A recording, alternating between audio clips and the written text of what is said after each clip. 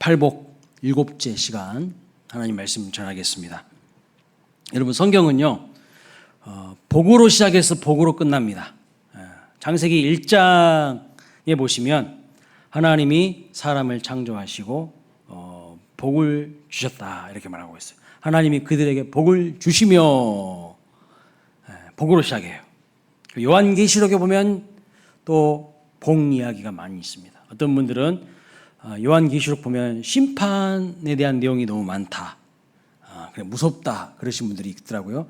지금 우리가 새벽마다 보는 본문이, 매일 성경 본문이 요한계시록이잖아요. 그래서 계속 거기 보면은 마지막 날 엄청난 심판이 있고 형벌이 있다는 것이 나오는데 그 사이사이에 계속 하나님이 복을 이야기하고 있어요. 그래서 한번 요한계시록에도 보면 그 복 이야기가 나옵니다. 여러분, 예수님이 이 땅에 제일 먼저 오셔서 하신 메시지가 뭔지 아세요? 예수님이 제일 먼저 이 땅에 오셔서 하신 첫 번째 메시지, 첫 번째 일성이 뭐냐면요, 회개하라, 하나님 나라가 가까이 왔다, 천국이 가까웠다, 이 메시지를 하시고 그 이어서 바로 두 번째 하신 설교가 뭐냐면 우리가 좀 계속 살펴보고 있는 팔복 설교예요. 팔복, 산상수훈의 8가지 복에 대해서 말씀하고 있습니다. 성경 마지막 책 요한계시록도 보면 7복이 나와요. 7복, 7가지 복이 나옵니다. 자, 한번 화면 보여줘 보세요. 거기 보면 1장 3절에 이 예언의 말씀을 읽고 지키는 자가 복이 있다고 말씀하죠. 또 14장 13절 주 안에서 죽는 자들이 복이 있다고 말씀하고, 16장 15절 자기 옷을 지켜 벌거벗고 다니지 아니하는 자가 복이 있다고 말씀하고요. 또 요한계시록 19장 9절 복이 있다고 말씀하시고, 20장 6절에도, 22장 7절에도, 22장 14절에도 계속해서 복에 대해서 말씀하고 있어요. 요한계시록의 심판만 나오는 게 아니라 7가지 복에 대해서 말씀하고 있어요. 그러니까 성경은 창세기의 복으로 시작해서 요한계시록의 복으로 완성되는 하나님의 말씀이라고도 할 수 있습니다. 그런데 동시에 우리가 기억해야 될 것이 있는데, 사람들이 생각하는, 세상이 말하는 복과 하나님이 말씀하시는 복이 다르다는 것입니다. 우리 대한민국 사람들은 전통적으로 무슨 복을 말하죠? 오복을 말하죠. 오복. 오복이 뭐죠, 여러분? 오복, 5가지 복. 오래 사는 것을, 장수를 복이라고 해요. 그 다음에 부요하게 사는 것, 재물의 복. 그 다음에 건강한 것을 복이라고요. 그 다음에 남에게 덕을 베풀고 사는 것을 복이라 하고, 깨끗한 죽음을 맞이하는 것을 복이라고 합니다. 우리 대한민국 사람들이 말하는 오복이에요, 오복. 살고 죽어요. 이게 오복입니다. 그런데 이 오복의 핵심은 다 어디에 있어요? 이 땅에 있어요. 이 땅에, 이 세상에 있어요. 이 세상에서 잘 먹고 잘 살아야 된다는 것을 말씀하고 있어요. 그런데 예수님이 말씀하시는 팔복은 다르다는 거예요. 예수님 팔복을 보여주시면 처음과 마지막이 천국이에요. 천국. 세상 사람들이 말하는 오복은 이 세상에서의 복을 말하는데, 예수님이 말씀하신 복의 핵심은요, 천국이라고 말씀하고 있어요. 그래서 첫 번째 복이 심령이 가난한 자는 복이 있나니 천국이 그들의 것임이라고 3절에 말하고 있고요. 마지막 8번째가 의를 위하여 박해를 받는 자가 복이 있나니 천국이 그들의 것임이라고 말씀하고 있어요. 그러니까 처음과 끝이 다 천국이에요. 팔복의 알파와 오메가가 다 천국이라고 말씀하고 있습니다. 그리스도인들에게 최고의 복은 뭡니까? 천국이에요. 아무리 이 세상에서요 떵떵거리고 잘 살아봤자 지옥 가면 그 사람 인생은요 실패자인 거예요. 아무리 이 세상에서 권력이 있고 뭐 많은 것을 가지고 있어도 지옥 가면요 그 인생 빵점이에요. 그러나 이 땅에서 좀 고난을 받고 핍박을 받고 믿음을 지키면서 손해를 당한다 할지라도 결국 우리가 갈 곳이 천국이라면 그 사람 인생은 성공한 인생인 줄 믿으시기 바랍니다. 그래서 그리스도인들에게 최고의 복은 천국이에요. 천국. 하나님의 나라라는 것입니다. 여기서 한 가지 반전이 일어납니다. 우리가 생각하는 천국은 많은 사람들이 이렇게 생각해요. 죽은 뒤에 가는 곳, 죽은 뒤에 미래에 갈 하나님의 나라라고 생각합니다. 과연 그렇습니까? 물론 우리는 죽은 이후에 하나님 나라 천국에 가게 될 줄로 믿습니다. 그러나 오늘 말씀 팔복을 자세히 들여다보면 두 번째부터 일곱 번째 복까지 오히려 미래의 시제로 기록되어 있어요. 미래 시제. 그러니까 위로를 받을 것이고 땅을 앞으로 받을 것이고 앞으로 배부를 것이고 국리의 여김을 받을 것이고 앞으로 하나님을 볼 것이고, 그렇죠? 다 미래 시제로 기록되어 있어요. 두 번째부터 일곱 번째 복은요, 미래형으로 분명히 기록되어 있다는 겁니다. 그런데 놀라운 것은 우리가 생각하기에 앞으로 미래에 받고 누려야 될 천국이 오히려 팔복에 보면 현재형으로 기록되어 있어요. 미래에 죽어서 내가 갈 곳이 천국이 아니라 지금 현재에 누려야 될 곳으로 하나님 나라를 말씀하고 있다는 겁니다. 완전히 우리의 상식을 뒤집어 버리는 예수님께서 말씀을 하고 있는 거예요. 여러분, 예수님을 믿으면 지금 이 땅에서 현재적으로 하나님 나라를 누려야 된다는 거예요. 근데 많은 사람들이 현재적으로 하나님 나라를 못 누려요. 못 누려. 왜 그럴까요? 우리는 죽어서 분명히 영원한 본향인 천국으로 갑니다.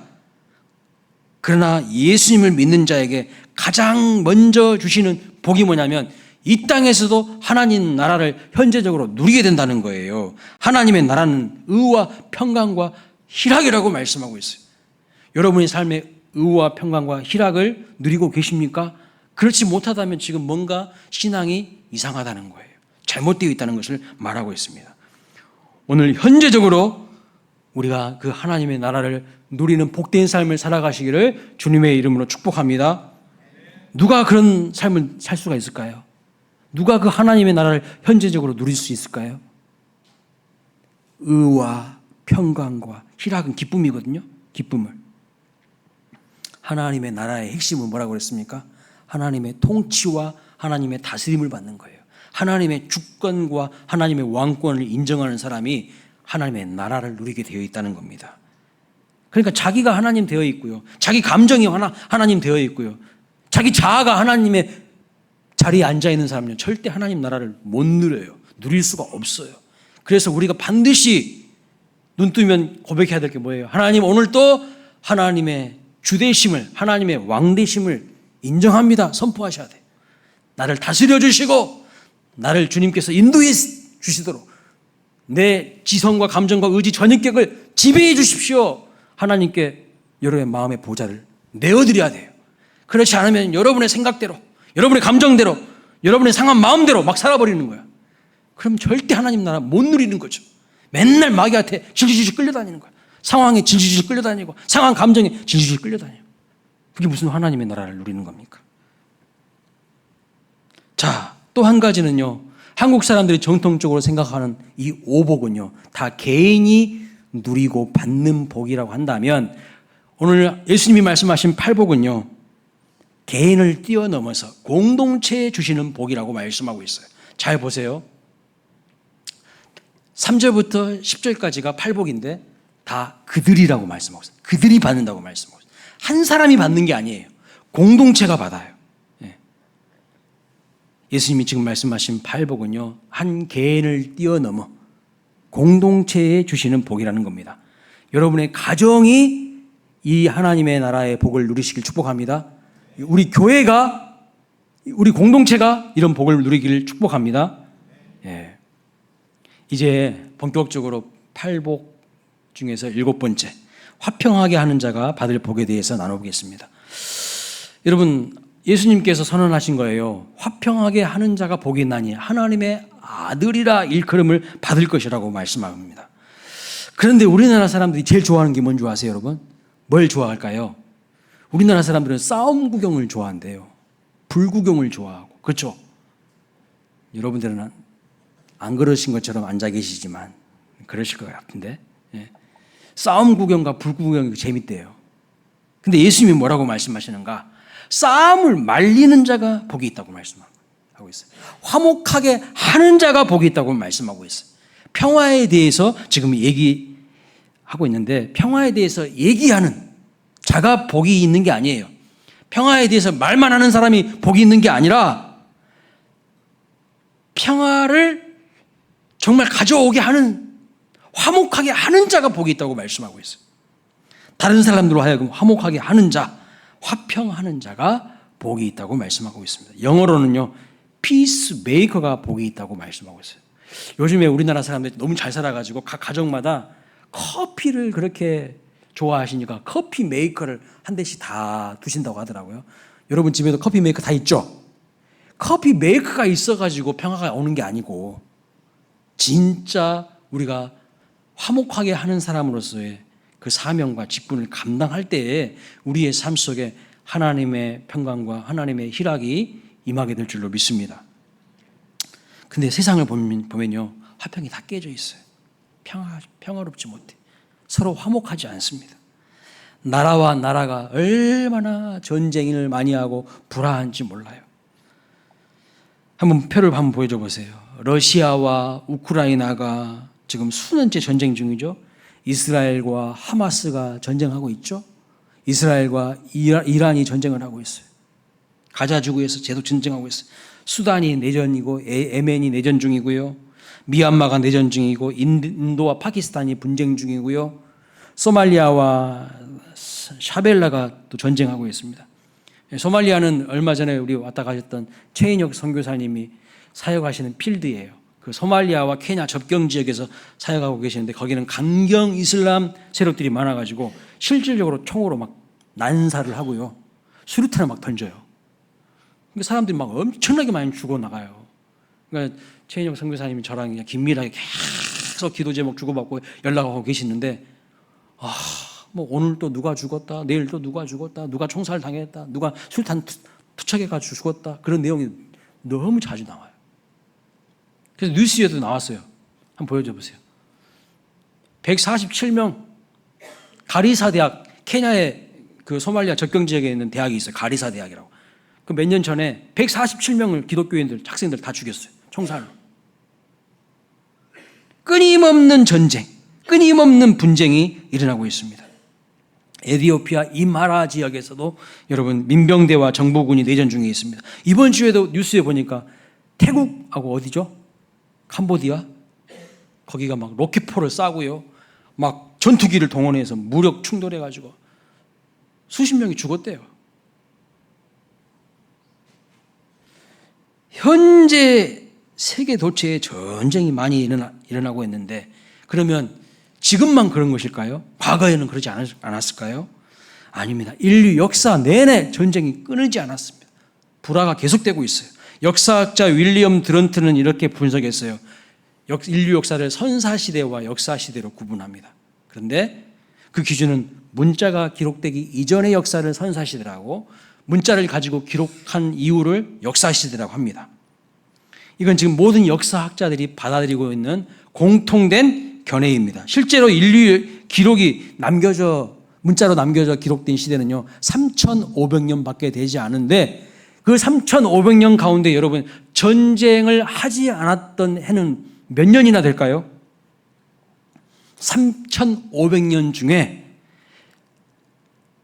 전쟁을 하지 않았던 해는 268년밖에 되지 않고요. 나머지는 다 전쟁이 돼요. 그러니까 이것을 수치로 표현하면 인류 역사의 93%가 계속 전쟁했고요. 7%만 전쟁이 없었던 시기예요. 쉽게 말하면 100일 중에 93일은 전쟁하고 7일만 전쟁이 없었다는 거예요. 그러니까 우리가 생각하기에는 평화가 일상이고 전쟁이 특별한 것 같은데 아니라는 거예요. 정반대입니다. 인류는 끊임없이 싸우고 전쟁하고 분쟁하고 갈라지고 미워하고 다투고 갈등하고 그랬다는 거예요. 그래서 평화가 특별해요. 평화가 특별해. 특별히 인류가 두 차례의 세계대전을 겪었는데 1차 세계대전이 언제부터 언제까지죠? 1914년부터 18년까지. 2차 세계대전이 39년부터 45년까지입니다. 이때 어마어마하게 많은 사람들이 죽었는데 2차 세계대전에 죽은 사람들 인원만 몇 명인 줄 아세요? 8,500만 명. 엄청나게 많은 사람들이 죽었어요. 죽은 사람들 인원만 이렇게 될 뿐이지 부상자까지 포함하면요 정말 어마어마합니다. 그래서 인류가 이 두 차례의 세계대전을 딱 경험하면서 충격을 받고 깨닫는 것이 있어요. 뭘까요, 여러분? 인류가 두 차례의 이 세계대전을 거치면서 깨닫는 것이 뭐냐면 인간은 죄인이구나. 인간은 절대 의인이 아니구나. 틈만 나면 남 죽이고 살인하고 갈라지고 대립하고 분쟁하는 거. 성경 그대로 인류를요, 근대 이후로 인간을 계몽시켜놨다니, 그 계몽된 인간들이 자기들의 이성과 자기들의 합리성을 가지고 사람들을 죽여버려. 계몽된 인간이. 여러분, 세상 교육 많이 받는다 해가지고 사람 바뀌는 거 아니에요. 하나님 만나지 않으면요, 인간은 절대 안 바뀝니다. 죄인이에요. 또 한 가지는 뭐냐면 전쟁하면 안 되겠구나 라는 것을 깨달은 거예요. 전쟁하면 인류가 공멸이구나 라는 것을 깨달은 겁니다. 그래서 세계대전의 참사를 목도한 인류가 합의를 해서 만들어낸 것이 있어요. 그게 뭐냐면 유엔이에요. 유엔. 1945년 10월 24일 날 유엔을 창설했는데, 그 유엔 창설의 목적이 뭐냐면 세계 평화와 안정, 세계 질서 유지입니다. 그러면 이런 질문을 해봐야 돼요. 그러면 유엔이 창설된 이후에는 그럼 전쟁이 없었는가? 천만의 말씀. 끊임없이 전쟁했어요. 끊임없이 싸웠어요. 한번 보여줘 보세요. 저렇게 큰 전쟁만 170건이 있었어요. 1945년부터 해서 2024년까지. 올해까지 하면 더 많아. 큰 전쟁만 170건 이상이 일어났습니다. 놀라운 사실이 뭔지 아세요? 우리나라 지금 전쟁 중이라는 거 아세요? 우리나라 지금 종전된 거 아니에요. 휴전 중입니다. 휴전 중. 전쟁 안 끝났어요. 언제 어떻게 될지도 몰라요. 그런데 우리나라 조선시대는 그러면 평화로웠을까요? 천만의 말씀. 계속된 당파와 다툼으로 분열이 계속되었어요. 그러다가 임진왜란이 일어났고, 그러다가 일제시대가 온 거예요. 그러다가 일본이 우리나라를 꿀꺽 먹어버린 거예요. 너희들끼리 잘 다투고 있구나. 응? 그래서 조선시대 당파와 대립에 대한 표를 한번 보여줘 보세요. 조선시대 초기에는요, 훈구파와 살인파가 서로 대립했어요. 훈구파는 중앙정치하는 사람들, 살인파는 지방정치하는 사람들인데, 이 훈구파는 현실정치, 살인파는 유교, 성리학을 숭상했잖아요. 그러니까 도덕정치를 하려고 했던 거죠.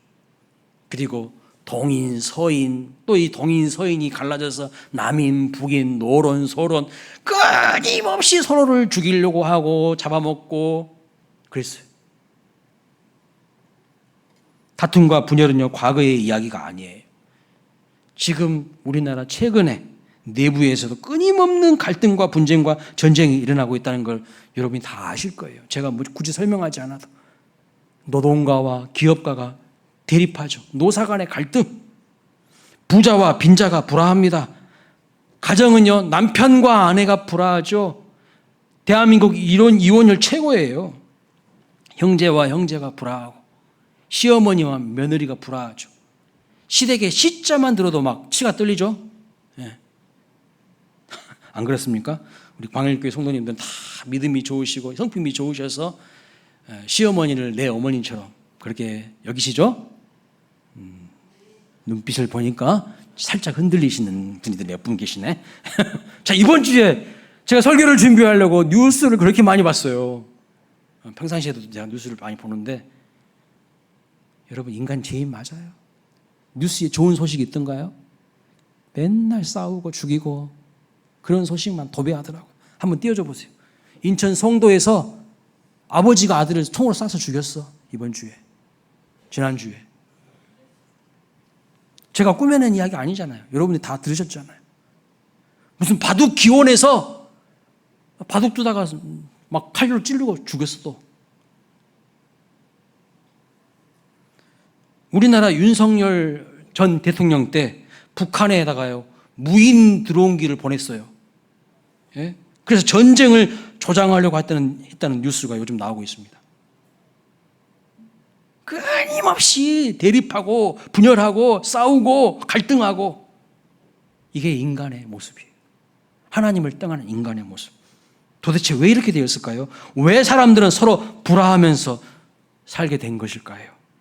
원래는 그렇지 않았어요. 성경을 보면 창세기 1장에 보면 하나님의 웃음과 미소가 나옵니다. 하나님이 너무 기쁘시고 너무 좋으셔서 하나님이 활짝 웃으시는 모습이 나와요. 계속적으로 나오는 표현이 뭐냐면 하나님 보시기에 좋았더라. 하나님 보시기에 심히 좋았더라. 하나님이 웃으셨어. 하나님의 미소를 볼 수 있어요. 하나님과 인간만 화목한 것이 아니라 사람과 사람이 화목했어요. 그래서 아담이 하와를 보고 뭐라고 했죠? 이는 내 뼈 중에 뼈요 내 살 중에 살이라고. 자기 아내를 보며 하와를 보면서 너는 내 안에 있어 이렇게 이야기한 거예요. 얼마나 좋은 표현입니까? 너는 내 안에 있어. 그래서 아내가 아내예요. 아내. 전혀 반응이 없으시네. 썰렁한 개그 쳐도 여러분들 전혀 반응이 없어요. 그러니까 정말 화목한 관계, 하나된 관계였어요. 너무 좋았어요. 하나님과 수식적으로 화목하고 수평적으로 사람들끼리도 서로 화목합니다. 이게 바로 천국이죠. 천국. 이게 바로 하나님 나라죠. 무슨 갈등이 있고 무슨 대립이 있고 무슨 싸움이 있습니까? 그런데 창세기 3장을 보면 인간이 하나님의 명령에 불순종합니다. 하나님한테 들이받아. 예? 마귀의 유혹에 넘어가가지고 하나님한테 딱 들이받기 시작하는 거예요. 그때부터 이것이 다 뒤틀려지고 깨지기 시작합니다. 하나님의 형상에 만족하지 않고요. 인간이 하나님처럼 되려고 했어요. 하나님처럼 되려고 했다는 것은 그 본질이 뭐예요? 하나님 필요 없다는 거예요. 내가 하나님 되면 되니까. 하나님 의지하지 않고 하나님으로부터 이제 독립하려고 한 거예요. 하나님 필요 없어. 내가 하나님이야. 내가 하나님. 그 이야기를 한 거예요. 그때부터 하나님 보시기에 좋았다는 표현이 사라지고 등장하지 않습니다. 대신 이런 표현이 나와요. 창세기 6장에 보시면 하나님이 사람 지으심을 한탄하시고 마음에 근심하신다고 나와요. 하나님과 인간 사이의 화목함이 다 깨져버린 거예요. 수직적인 차원의 화목함이 다 상실돼 버렸습니다. 그리고 사람과 사람 사이의 수평적인 관계의 화목도요 다 깨져버렸어요. 인간이 하나님의 말씀을 어기고 자기가 하나님처럼 되려고 했습니다. 이것이 인간의 타락인데 이 인간의 타락 이후에 성경이 제일 먼저 보도하고 있는 것이 뭐예요? 아담과 하와가 서로 불화한 거예요. 그렇게 사이 좋았던 두 사람의 관계가 서로 깨져버린 겁니다. 그래서 3장 12절을 보면 이렇게 말합니다. 아담이 이르되 하나님이 주셔서 나와 함께 있게 하신 여자 그가 그 나무 열매를 내게 주므로 내가 먹었나이다. 이 여자 때문이라고. 이 여자 때문에 내가 선악과 먹었다고 책임 전가하고 탓하기 시작한 거예요. 아까는 뭐라고 했어요? 하나라고 했잖아. 하나. 너와 나는 하나라고. 내 안에 너 있다고. 뼈 중에 뼈, 살 중에 살이라고 했잖아요. 그런데 이제는 딴 여자가 된 겁니다. 그리고 창세기 4장으로 가면요. 그 아담과 하하가 낳은 가인과 아벨이 서로 사이좋게 지냅니까? 천만의 말씀. 형이요 가인이 동생 아벨을 죽여버려요. 시기질투에서. 그리고 창세기 6장 11절을 보면 이런 말이 나옵니다. 그때 온 땅이 하나님 앞에 부패하여 포악함이 땅에 가득함이라. 포악함이 가득했다는 것은 무슨 뜻이냐면 계속해서 폭력과 분쟁이 끊이지 않았다는 거예요. 형제들끼리 자매들끼리 계속 싸웁니다. 그래서 여러분 성경 보면 창세기에 에서와 야곱이 싸우죠. 불화해요. 동생은 형을 속이고 형은 분노해서 동생을 죽이려고 합니다. 화목하지 않습니다. 야곱이 도망해가지고 삼촌 라반의 집으로 갔는데 거기에 삼촌 라반에게 두 딸이 있었어요. 누구죠? 레아와 라헬. 근데 레아와 라헬이 사이가 좋았습니까? 아니요. 서로 경쟁자였어. 사이가 좋기는커녕 경쟁 관계였습니다. 야곱이 낳은 12아들들은 서로 화목하고 사이가 좋았습니까? 천만의 말씀. 요셉을 형들이 어떻게 합니까? 인신매매해버려요. 팔아버려요. 인류의 타락 이후 지금까지 인류는요 계속 불화합니다. 수직적으로 하나님과 불화하고 수평적으로 인간들과 화목하지 않아요. 그렇다면 이 모든 불화의 배후에 여러분이 뭐가 있을까요? 죄가 있는 거예요. 그리고 그 죄 너머에 사탄이 있어요. 마귀가 있어요. 사탄이. 그래서 사탄이 히브리어로 뭐냐? 사탄이에요. 사탄. 무슨 뜻이냐? 반대하는 자, 가로막는 자, 거짓의 아비 이런 뜻이 가지고 있어요. 우리가 하나님께 가려고 하는 것을 막는 게 사탄이에요. 여러분이 좀 마음을 새롭게 하고 정신을 차리고 새로운 마음을 먹고 내가 이제 좀 새벽에 일어나서 기도 좀 해봐야 되겠구나. 새벽 기도 좀 가려고 그러면, 그런 마음을 먹으면 그 전날 밤에 잠이 안 오죠. 그 마귀가 잠 못 자게 만들어. 예? 내 이제 좀 예배 좀 드리러 가려고 하면 교회에 오는 길에 무슨 안 좋은 전화가 따르릉 와가지고 마음을 막 상하게 만들어. 그리고 부부가 서로 막 싸우게 만들어. 그 배후에 사탄이 있어요. 사탄이요, 하나님께 가는 길을 막는 거예요. 심한 영적 전쟁이 있다는 것을 아셔야 된다는 겁니다. 하나님께 더 가까이 나아가려고 하면 꼭 가지 못하도록 가로막는 존재가 누구냐? 사탄이에요. 그런 일을 만들어내요. 자꾸 하나님으로부터 멀어지게끔 핑계거리를 던져주는 거예요. 너 지금 교회 가서 예배 드릴 정신이 있어? 다른 거 해야 되잖아. 너 그렇게 해가지고 돈 벌 수 있겠어? 자꾸요, 우리의 시선을 하나님께 집중하지 못하도록 흔들어 대는 거예요. 하나님의 뜻대로 살아보려고 훈련도 참여하고 뭔가 하나님 기뻐하시는 일에 참여하려고 하면 그것을 사탄이 싫어해서요, 관심을 다른 데로, 우리의 시선을 다른 데로 빼앗아 버리는 존재가 사탄입니다. 그것이 바로 사탄이 하는 일이에요. 가로막는 거. 또 헬라어로는 디아블로라고 합니다. 디아블로. 무슨 뜻인가? 참소하는 자, 둘로 나누는 자, 분열시키는 자라는 뜻이에요. 결국 영적인 문제라는 거예요. 영적인 문제. 분열하는 것도 영적인 일이고요. 깨진 평화를 다시 화목하게 하는 것도, 복구시키는 것도 영적인 일입니다. 여러분, 서로 화목하게 하는 것은 너무나도 중요한 일입니다. 왜냐하면 이 일은 영적인 일이기 때문에 그래요. 그래서 야고보서 3장 17절 말씀 보면 이런 말씀을 하시죠. 화평케 하는 것이요, 하늘에 속한 지혜라고 말씀하시는데, 오직 위로부터 난 지혜는 첫째 성결하고, 자막, 그 다음에 뭐예요? 화평하고 그랬어요. 오직 위로부터 난 지혜는 화평하는 거예요. 화평하는 거. 이게 그냥 인간적인 문제가 아니라 하늘에 속한 영적인 문제라는 거예요. 영적인 지혜라는 거예요. 여러분, 왜 화평하게 하는 자가 복이 있나니 하나님의 아들이라고 일컬음을 받는다고 그렇게 말씀하고 계실까요? 원래 아들은요, 아버지가 하는 일을 계속 이어받는 것이 아들의 일입니다. 원래가 그래요. 근대 이후로 아버지와 아들의 직업이 달라지기 시작한 것이지, 원래 아들은요, 아버지가 하던 일을 이어받았어요. 그게 상식이었어요. 아버지가 왕이면요, 아들이 왕 되었어요. 아버지가 목수잖아요. 아들도 목수 됐고, 아버지가 어부잖아요. 아들도 어부 되고, 아버지가 제사장이잖아요. 아들도 제사장 됐어요. 이것이 지극히 상식적이고 모든 사람들이 다 그렇게 살았어요. 따라서 화평하게 하는 자가 왜 하나님의 아들이라고 그렇게 일컬음을 받을까요? 하나님 아버지께서 하시는 일이 뭐라는 거예요? 하나님 아버지께서 하시는 일이 화평케 하시는 일이기 때문입니다. 하나님이 하시는 일이 뭐예요? 죄로 인하여서 하나님과 인간의 관계가 뒤틀려지고 깨진 이 관계를 다시 화목하게 하시려고 예수 그리스도를 이 땅에 보내신 거 아닙니까? 그래서 에베소서 2장 14절 말씀 보세요. 같이 읽어봅니다. 시작. 그는 우리의 화평이신지라 둘로 하나를 만드사 원수된 것 곧 중간에 막힌 담을 자기 육체로 허시고 그랬어요. 하나님과 인간 사이에 막힌 담이 있어.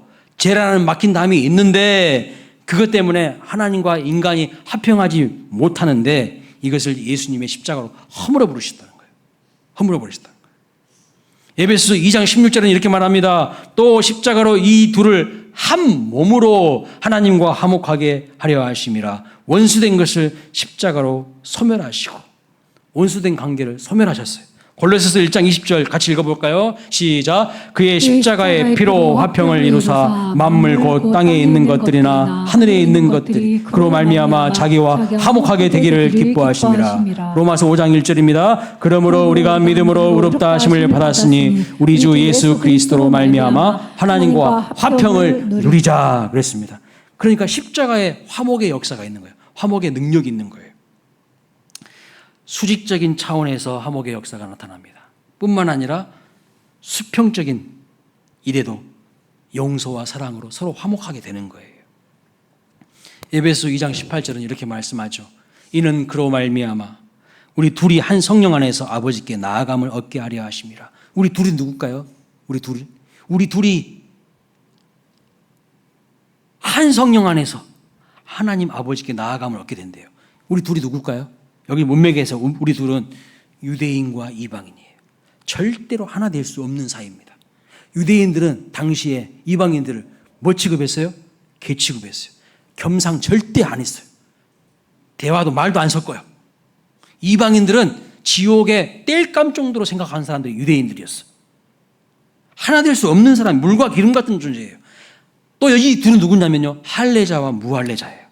이렇게 도저히 서로를 용납할 수 없는 자들이 한 성령 안에서 하나가 되어서 하나님께 나아갈 수 있는 길을 다 열어놓으셨다는 거예요. 엄청난 은혜죠.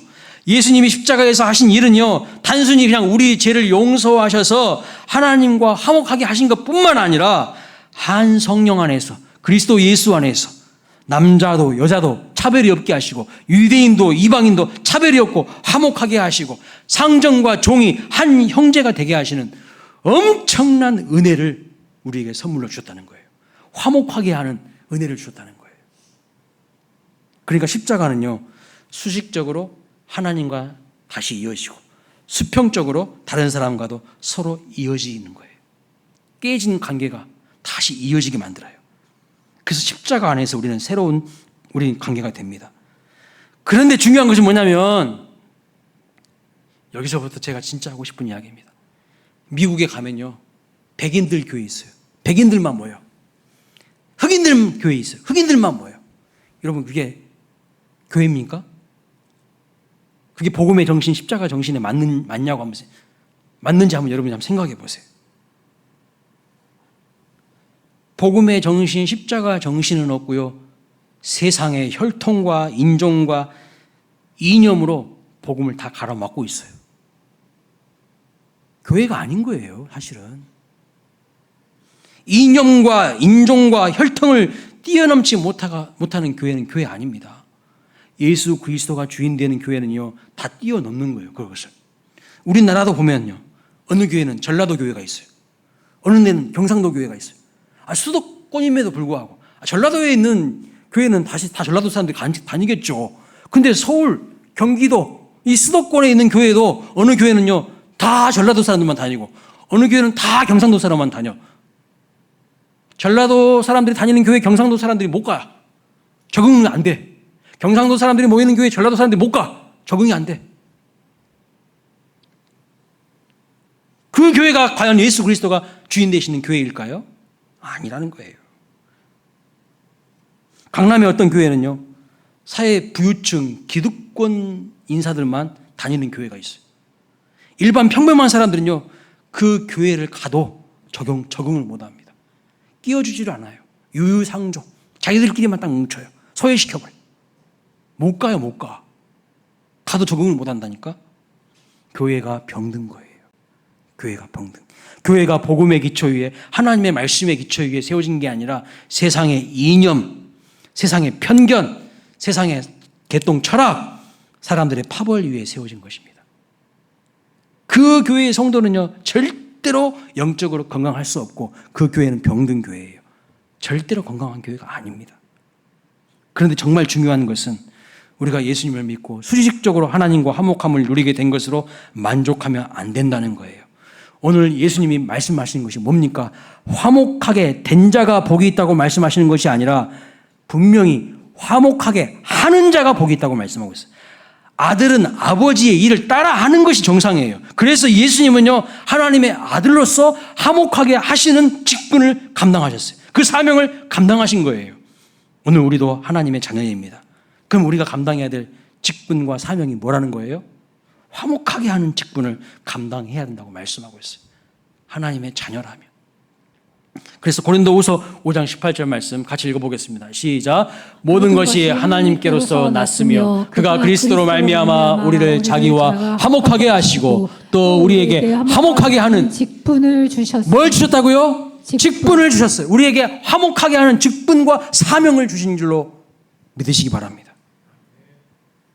5장 17절에는 뭐라고 말하냐면 우리는 그리스도 안에서 새로운 피조물이라고 말씀합니다. 이전 것은 지나갔으니 새로운 피조물 되고 하나님의 자녀가 된 우리 모두에게 공통적으로 주신 사명과 비전은요, 화목하게 하는 거예요. 화목하게. 마귀의 종노릇하면요, 갈라지게 만들고 분열하게 만들고 싸우게 하고 대립하게 하는 거예요. 그런데 마귀의 종노릇하는 사람들이 많아요, 이 시대 가운데. 여러분 주변에 수식적인 차원에서 여전히 하나님과 막혀서 살아가는 자들이 있을 겁니다. 창조주 하나님을 모르고 하나님을 예배할 줄도 모르고 하나님과 관계가 막혀 있는 사람도 있어요. 그 사람들에게 우리가 어떻게 해야 되죠? 화목하게 하는 직분을 감당하려면 하나님과 관계를 이어줘야 되잖아요. 그게 뭘까요? 복음을 전하는 거예요. 우리의 입을 열어서 복음을 전하는 거예요. 사랑을 실천하는 겁니다. 뿐만 아니라 수평적인 차원의 수많은 깨어진 인간관계를 위해서도 우리는 화목하게 하는 직분을 감당해야 돼요. 가정에 남편은 안 믿고요, 아내는 교회를 다니고 신앙생활을 잘 하시는 분이 있다고 한번 생각해 보세요. 그런데 이 두 분이 부부싸움을 했어요. 늘상 있는 이야기잖아요, 부부싸움. 왜 안 싸운 것처럼 그렇게 이야기, 얼굴 표정을 하고 계십니까? 늘상 싸우잖아요. 저도 싸우는데 뭐 안 싸우는 사람이 있겠어요? 다 싸워. 다 다르니까. 어떻게 푸느냐가 중요한 거예요. 싸우는 것은 어쩔 수 없는 거예요. 잘 푸는 거. 누가 먼저 풀어야 될까요? 누가 먼저 푸십니까, 집안에서? 저는요, 제가 항상 먼저 풀어요. 제가 먼저 죄송합니다. 잘못했습니다. 다시는 안 그러겠습니다. 제가 먼저 해요. 여러분, 누가 먼저 풀어야 되는 거예요? 안 믿는 남편하고 믿는 아내 싸워서 누가 먼저 풀어야 돼요? 믿는 아내가 먼저 풀어야 돼요. 왜요? 우리한테 화목하게 하는 직분과 사명을 주신 거예요. 그럼 우리는 이런 생각하죠. 맨날 우리만 손해봐요. 맨날 우리만 손해본다고. 맞죠? 손해보는 거 맞아요. 그러나 여러분, 그게 결국 이기는 거예요. 그게 이기는 거라고. 하나님의 칭찬과 상급과 면류관이 그런 분에게 있는 거예요. 손해보는 사람에게 있는 거예요. 믿지 않는 남편이 나중에 정신 차리고 철들고 보면요, 아이고 그래, 우리 아내가 새벽에도 가서 기도하고 나를 위해서 기도해주고 참아주고 사랑해줬기 때문이라고 그렇게 이제 인정하게 되어 있어요. 나중에 철들고 보면 인정 반드시 합니다. 그런 날이 온다는 것을 믿으시기 바랍니다. 그래서 최후 승리는 우리 믿는 자들의 것이에요. 다 우리 앞에 무릎 꿇게 돼 있어. 자, 그럼 한국 교회와 성도가 왜 이렇게 욕을 많이 먹을까요? 요즘에 욕 엄청 먹어요. 이번 주에도 제가 전화 한 통 받았어요. 목사님, 저 한국 교회 지금 제정신인 거예요? 저 교회 떠나고 싶어요. 한국 교회 진짜 떠나고 싶어요. 전화 한 통 받았다고요. 너무 한국 교회가 극우화되어 있다는 거예요. 극우화. 분명히 하나님과는 이어져 있는 것 같은데, 수직적인 기둥은 세워져 있는 것 같은데 옆 사람과는 불화해요. 옆 사람과는 불화해. 한국 교회가 세상에서도요, 보면 한쪽 편만 들어요. 한쪽 편만. 가진 자들 편만, 기득권만 편만 들고. 요즘 한국 교회가 정치적 편향이나 이념적 갈등에 휘말려서 신뢰를 잃어가는 안타까운 일들이 너무 많아요. 최소한의 상식이 지켜지지 않고 복음의 정신을 다 잃어버린 겁니다. 많은 경우에 우리는 하나님하고만 관계가 좋아요. 하나님하고만. 수직적인 기둥만 있어요. 다른 사람과 관계는 다 깨져버렸어. 다 깨져버렸어. 그건 십자가가 아닌 거죠. 십자가가 아니잖아요. 십자가는요, 하나님과도 화목하고 다른 사람하고도 수평적으로 화목한 거예요. 우리나라는 정말 큰 문제가 뭐냐면요, 이 이데올로기와 정치 이념이 서로를 죽일 놈으로 갈라놓은 것입니다. 정치 이데올로기가 신앙보다 훨씬 커요. 잘못된 거예요. 이거 반대가 돼야 돼요. 반대. 정치 이데올로기, 정치 이념이 신앙보다 더 우위에 있으면 절대로 안 됩니다. 그건 기독교 아니에요. 신앙은요, 정치 이념을 초월하는 거예요. 예수님은 인종도 혈통도 이념도 다 뛰어넘으셨어요. 근데 왜 우리끼리 갈라치게 하냐는 거예요. 예수님의 십자가 사랑은요, 혈통보다 이념보다 그 무엇보다도 큽니다. 그 모든 것을 다 뛰어넘었어요. 그런데 예수님을 믿는다고 하는데 실상은 정치 이데올로기를 우상으로 삼는 사람들이 너무 많아요. 그렇지 않습니까? 제가 그 형제 통화를 하는데 마음이 막 찢어지더라고요. 근데 이런 분들이 한두 분이 아닐 거라고 생각이 돼요. 이런 분들이 한두 분이 아닐 거예요. 목회 데이터 연구소에서 조사를 했어요. 왜 20대, 30대, 40대가 교회를 다 떠나고 있는가? 교회가 극우화됐다는 거예요. 그들한테 다 설문조사를 해봤더니 교회가 극우화됐대.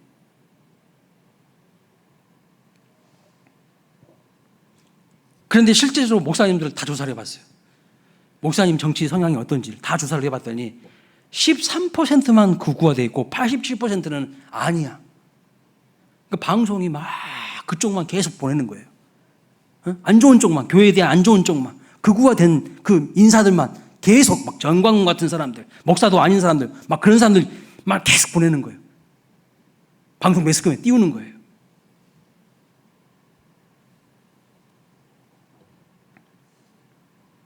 정치 이념으로 서로를 적으로 만들고 원수로 만들고 죽입니다. 이건 절대 해서는 안 될 일이에요. 화목하게 하는 직분과 사명을 받는 그리스도인들이 입에서요, 차마 입에 담을 수 없는 욕과 저주가 서슴지 않고 나오는 거, 그거 큰 문제입니다.